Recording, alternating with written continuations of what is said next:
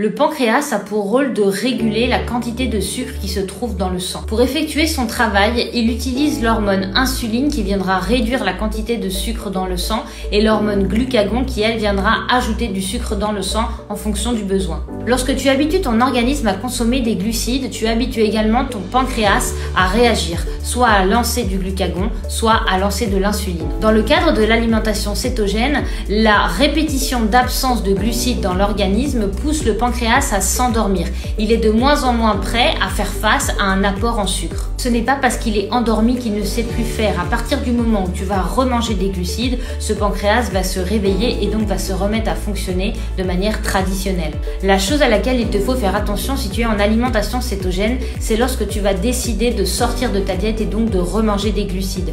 Le fait que ton pancréas soit endormi, il ne sera pas capable de gérer la quantité de glucides que tu lui auras amené sur ton cheat meal. Et il se pourrait que tu subisses des maux de tête, des nausées et des malaises. L'insuline agit en deux temps. Au moment où tu manges, tu vas sécréter une certaine quantité d'insuline qui sera infime si tu es en alimentation cétogène, puis 1 heure plus tard, une autre dose d'insuline sera sécrétée. La deuxième dose sera proportionnelle à la quantité de glucides que tu te seras apporté dans le repas précédent. Donc si tu venais à retourner dans une alimentation traditionnelle, ne t'inquiète pas, ton pancréas reste en bonne santé. Non, l'alimentation cétogène ne nuit pas à la fonction pancréatique.